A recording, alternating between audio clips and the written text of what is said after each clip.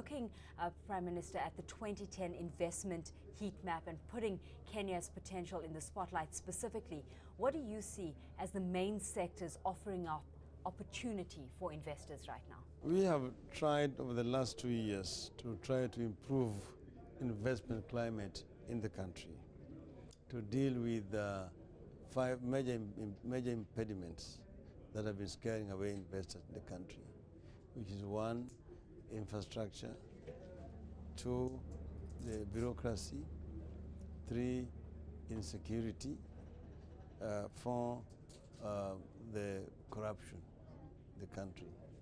So we have dealt with most of these impediments. Like, we are investing very heavily on infrastructure. Never since independence has there been too much money going into construction of roads, of rail, of energy, water, and communication generally. Secondly, we've also dealt with the issues of corruption in the country. And right now, quite a number of people who have been involved in corrupt cases have been arraigned in courts of law.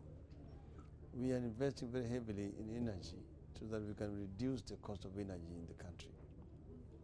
And we are trying to go green by investing in geothermal, in wind, solar, and biofuels in the country. So generally, in short, I want to say that we are trying to make Kenya a very attractive investment destination. Well, certainly the stability that we've seen in the political climate in the country after, the post-election crisis has been surprising to many. Many have been surprised at the fact that we've had a coalition government holding together where it wasn't expected. What, in your view, has held the Kenyan coalition government together?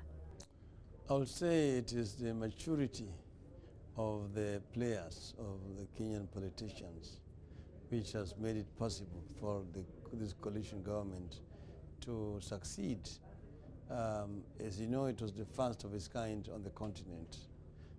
Not just a coalition, but a grand coalition government at that. It has never worked anywhere else in Africa.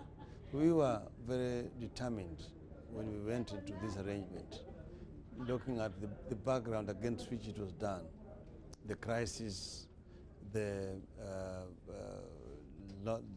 lives that were lost and so on. So we said that we need to transform our country.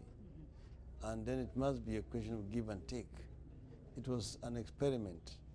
It was a road that has not been traveled before. So we had no examples to learn from.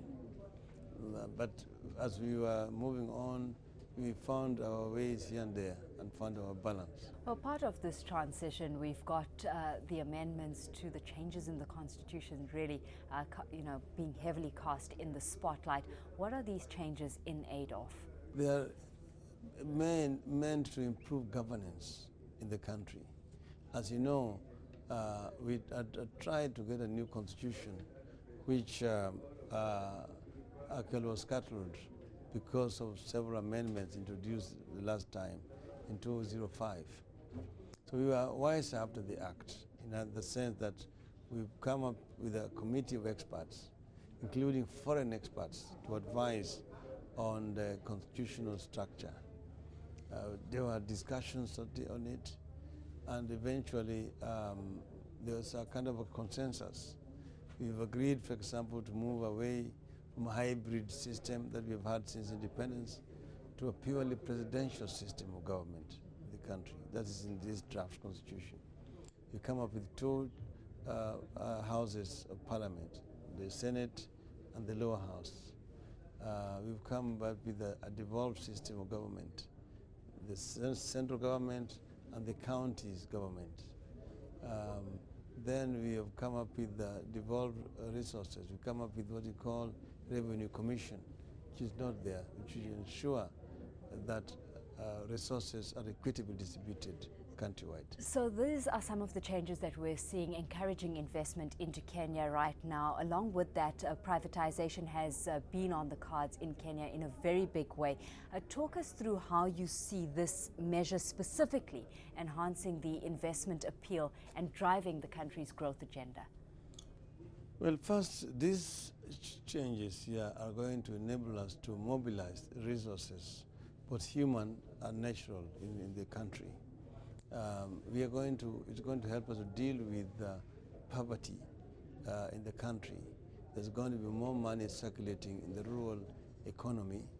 It's going to help us to put more money in infrastructure, which will help with market access to goods that are produced, particularly in the rural areas, as the roads network system are improved there. So it will help us also to develop skilled manpower and cheap skilled manpower so that Kenya becomes a cheap investment destination.